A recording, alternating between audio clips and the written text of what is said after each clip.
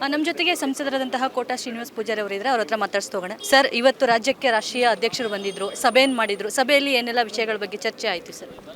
ರಾಷ್ಟ್ರೀಯ ಅಧ್ಯಕ್ಷರು ಪ್ರಥಮ ಬಾರಿಗೆ ಕರ್ನಾಟಕ ರಾಜ್ಯದ ಭಾರತೀಯ ಜನತಾ ಪಕ್ಷದ ಕಚೇರಿಗೆ ಬಂದಿರೋದು ನಮಗೆಲ್ಲರಿಗೆ, ಪಕ್ಷದ ಕಾರ್ಯಕರ್ತರಿಗೆ ಮತ್ತು ನಮಗೆಲ್ಲರಿಗೆ, ಇಡೀ ರಾಜ್ಯದಲ್ಲಿರುವಂಥ BJPಗೆ ತುಂಬ ಖುಷಿಯನ್ನು ಕೊಟ್ಟಿದೆ.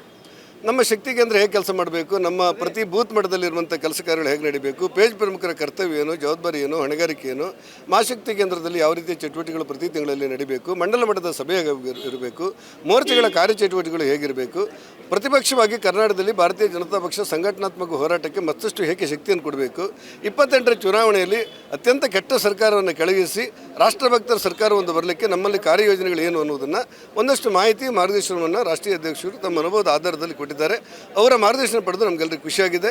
ಮುಂದಿನ ದಿನಗಳಲ್ಲಿ ಸಂಘಟನಾತ್ಮಕ ಹೋರಾಟಗಳು ನಡೆಯುತ್ತೆ ಮತ್ತು ಪ್ರತಿಪಕ್ಷವಾಗಿರುವಂಥ ನಾವು 28ಕ್ಕೆ ಮತ್ತೆ ಆಡಳಿತ ಪಕ್ಷಕ್ಕೆ ಬರುವಂಥ ಅವಕಾಶಗಳನ್ನು ಮುಕ್ತವಾಗಿರಿಸಿಕೊಂಡು ರಾಷ್ಟ್ರಾಧ್ಯಕ್ಷರ ಮಾತುಗಳು ನಮಗೆ ಪ್ರೇರಣೆ ಆಗಿದೆ ಅಂತ ನಾವು ಅಂದ್ಕೊಂಡಿದ್ದೇವೆ. ಸರ್, ಸ್ಥಳೀಯ ಚುನಾವಣೆಗಳು ಕೂಡ ಬರ್ತಾ ಇದೆ, GBA ಚುನಾವಣೆಗಳು ಇದೆ. ಅದ್ರ ಜೊತೆಗೇನೆ BJP ಮತ್ತು JDSನ ಮೈತ್ರಿ ವಿಚಾರ ಬಗ್ಗೆ ಸಭೆಯಲ್ಲಿ ಚರ್ಚೆ ಆಯ್ತಾ ಅಂತ?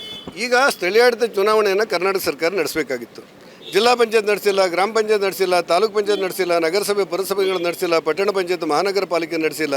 ಇವರೇನು ಹೇಳ್ತಾ ಇದ್ದಾರೆ, ಸಿದ್ದರಾಮಯ್ಯನವರು ಮತ್ತು ಗ್ರಾಮೀಣಾಭಿವೃದ್ಧಿ ಮಂತ್ರಿಗಳು ಅಥವಾ ಎಲ್ಲ ಮಂತ್ರಿಗಳು, ಕರ್ನಾಟಕದ ಕಾಂಗ್ರೆಸ್ ಮುಖಂಡರು 15ನೇ ಹಣಕಾಸನ್ನು ಕೇಂದ್ರ ಸರ್ಕಾರ ಕೊಟ್ಟಿಲ್ಲ ಅಂತ ಹೇಳ್ತಾರಲ್ಲ. ವಾಸ್ತವಿಕವಾಗಿ 15ನೇ ಹಣಕಾಸು ಬರಬೇಕಾದ್ರೆ ಪಂಚಾಯತ್ ರಾಜ್ ಚುನಾವಣೆಯನ್ನು ಕಾಲಕಾಲಕ್ಕೆ ನಡೆಸಬೇಕು ಅನ್ನೋದು ನಿಯಮಗಳಿದೆ. ನಾವು ಮಾಡಿದ್ದಲ್ಲ, ಅದು ಕೇಂದ್ರ ಸರ್ಕಾರದ ನಿಯಮ. ಆದರೆ ಈ ಸರ್ಕಾರ, ಸಿದ್ದರಾಮಯ್ಯನವರ ಸರ್ಕಾರ, ಪಂಚಾಯತ್ ಚುನಾವಣೆಯನ್ನು ನಡೆಸಿಲ್ಲ, ನಗರಾಡಳಿತ ಚುನಾವಣೆ ನಡೆಸಿಲ್ಲ, ಸ್ಥಳೀಯಾಡಳಿತ ಚುನಾವಣೆ ನಡೆಸದೇ ಇರುವುದರಿಂದಾಗಿ 15 ಹಣಕಾಸು ಬಿಡುಗಡೆ ಮಾಡುವಂಥ ಅಧಿಕಾರ ಕೇಂದ್ರ ಸರ್ಕಾರಕ್ಕಿಲ್ಲ. ಇವರು ತಮ್ಮ ಚುನಾವಣೆಯನ್ನು ಮಾಡಿದ ನಂತರ ಬೇಡಿಕೆ ನೀಡಬೇಕೇ ಹೊರತು ಚುನಾವಣೆಯನ್ನು ಮಾಡದೆ ಸ್ಥಳೀಯಾಡಳಿತ ಚುಂಬಿಸಿ ಹಣ ಕೊಡಿ ಅಂತ ಹೇಳಿದರೆ ಆಗೋದಿಲ್ಲ. ಇದು ವಾಸ್ತವಿಕವಾದ ಸತ್ಯ. ಆ ಹಿನ್ನೆಲೆಯಲ್ಲಿ ಈ ಮುಂದಿನ ದಿವಸಗಳಲ್ಲಿ ನಮ್ಮ ಸ್ಥಳೀಯಾಡಳಿತ ಸಂಸ್ಥೆಯಲ್ಲಾಗಲಿ ಅಥವಾ ವಿಧಾನ ಪರಿಷತ್ತಾಗಲಿ, ರಾಜ್ಯಸಭೆಯಾಗಲಿ ಯಾವ ರೀತಿ ಒಡಂಬಡಿಕೆ ಇರಬೇಕು ಅನ್ನೋದನ್ನು ನಮ್ಮನ್ನು ಮೀರಿ ನಮಗಿಂತ ದೊಡ್ಡವರು ನಿರ್ಧಾರ ಮಾಡ್ತಾರೆ. ಆ ನಿರ್ಧಾರವನ್ನು ನಾವೆಲ್ಲ ಸ್ವಾಗತ ಮಾಡ್ತೇವೆ. ಸರ್, ಇಂದಿನ ಒಂದು ಸಭೆಯಲ್ಲಿ ಅಧ್ಯಕ್ಷರ ಬದಲಾವಣೆ ಇರ್ಬೋದು ಅಥವಾ ಅವನ ಮುಂದುವರಿಕೆ ಬಗ್ಗೆ ಕೂಡ ಏನಾದರೂ ಚರ್ಚೆ ಆಯಿತಾ? ಸಹಜವಾಗಿ ಅಧ್ಯಕ್ಷರು ಒಂದು ಸಮಯ ಬಂದಾಗ ಅಧ್ಯಕ್ಷರ ಆಯ್ಕೆ ಬಗ್ಗೆ ಒಂದು ಚರ್ಚೆ ಇರುತ್ತೆ. ಆ ಆಯ್ಕೆಗೆ ಸಂಬಂಧಪಟ್ಟಂತೆ ಮೊನ್ನೆ ಪಾರ್ಟಿಯ ಹಿರಿಯರು, ಅದರಲ್ಲೂ ಸಹಸಂಘಟನಾ ಕಾರ್ಯದರ್ಶಿಗಳು ಮತ್ತು ಅವರ ತಂಡ ಬಂದು ನಮ್ಮ ಪಾರ್ಟಿಯಲ್ಲಿರುವಂಥ ಪ್ರಮುಖರ ಅಭಿಪ್ರಾಯವನ್ನು ತಗೊಂಡು ಹೋಗಿದ್ದಾರೆ. ಅಂತಿಮ ತೀರ್ಮಾನವನ್ನು ಕೇಂದ್ರ ತಗೊಳ್ಳುತ್ತೆ. ಕೇಂದ್ರ ಏನು ಹೇಳುತ್ತೋ ಅದಕ್ಕೆ ನಾವೆಲ್ಲರೂ ಬದ್ಧರಾಗಿದ್ದೇವೆ ಅಂತೇಳಿ ನಮ್ಮ ರಾಜ್ಯಾಧ್ಯಕ್ಷತೆ ಎಲ್ಲರೂ ಹೇಳಿದ್ದಾರೆ. ಹಾಗಾಗಿ ನಮ್ಮಲ್ಲಿ ಯಾವ ಗೊಂದಲವೂ ಇಲ್ಲ. ಅಧ್ಯಕ್ಷರ ಆಯ್ಕೆ ಪ್ರಕ್ರಿಯೆ ಕೇಂದ್ರಕ್ಕೆ ಬಿಟ್ಟಿದ್ದೇವೆ ಮತ್ತು ನೆಮ್ಮದಿಯಿಂದಾಗಿ ಪಕ್ಷ ಸಂಘಟನೆ ಮಾಡ್ತಾ ಇದ್ದೇವೆ. ಸರ್, ಕೊನೆಯದಾಗಿ ಕಾಂಗ್ರೆಸ್ ಅವರು SIRನ ವಿರೋಧಿಸಿ ಇಂದು ಸಂಜೆ ಸಭೆಯನ್ನು ಕೂಡ ಕರೆದಿರುವಂಥದ್ದು. ಕಾಂಗ್ರೆಸ್ನವರು ಯಾಕೆ ವಿರೋಧಿಸ್ತಾರೆ ಅಂತ ಗೊತ್ತಿಲ್ಲ. SIRನ ಮೂಲ ಉದ್ದೇಶ ಇರುವುದೇನೆಂದರೆ ನಿಜವಾದಂಥ ಭಾರತೀಯನಿಗೆ ಮತ ಹಾಕಲಿಕ್ಕೆ ಮುಕ್ತವಾದಂಥ ಅವಕಾಶ.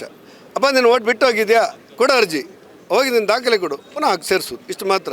ಒಂದೇ ಮನೆಯಲ್ಲಿ 105 ಜನರು ಓಟ್ ಹಾಕೋರು ಇದ್ದಾರಲ್ಲ, ಅವರಿಗೆ ಸ್ವಲ್ಪ ತೊಂದರೆ ಆಗ್ಬೋದು. ಈ ವಿಧಾನಸೌಧದೊಳಗೆ ಭಾರತದ ಪ್ರಜಾತಂತ್ರದ ದೇಗುಲಾಗಿರುವಂಥ ವಿಧಾನಸೌಧದೊಳಗೆ ಪಾಕಿಸ್ತಾನಕ್ಕೆ ಜೈ ಅಂತಾರಲ್ಲ, ಅವ್ರಿಗೆ ತೊಂದರೆ ಆಗ್ಬೋದು. ಕುಕ್ಕರ್ ಬಾಂಬಲ್ಲಿ ಬಾಂಬ್ ಇಟ್ಕೊಂಡು ಹೋಗಿ ಮಕ್ಕಳ ಮಧ್ಯೆ ಇಡ್ಲಿಕ್ಕೆ ಕೊಟ್ಟಿದ್ದಾರಲ್ಲ, ಅವ್ರಿಗೆ ತೊಂದರೆ ಆಗ್ಬೋದು. ಯಾವುದೇ ಭಾರತೀಯನಿಗೆ, ನನ್ನ ಭಾರತ ಅನ್ನುವನಿಗೆ ಅತ್ಯಂತ ಮುಕ್ತವಾದಂಥ ವಾತಾವರಣದಲ್ಲಿ ಮತದಾನ ಮಾಡಲಿಕ್ಕೆ ಅವಕಾಶವನ್ನು SIR ಮಾಡಿಕೊಡುತ್ತೆ. ವಿರೋಧ ಮಾಡೋರು ಯಾಕೆ ಅಂತೇಳಿ ಅವರಿಗೆ ಗೊತ್ತಿರಲಿಕ್ಕಿಲ್ಲ ಅಂತ ನನಗನ್ಸುತ್ತೆ. ಇದಿಷ್ಟು ಸಂಸದರಾದಂತಹ ಕೋಟಾ ಶ್ರೀನಿವಾಸ್ ಪೂಜಾರಿ ಅವರ ಮಾತಾಗಿದ್ದು. ಕ್ಯಾಮ್ರಾ ಪರ್ಸನ್ ಮಹೇಶ್ ಜೊತೆ ರೇಣುಕಾ, ಸ್ಪೀಡ್ ನ್ಯೂಸ್ ಕನ್ನಡ, ಬೆಂಗಳೂರು.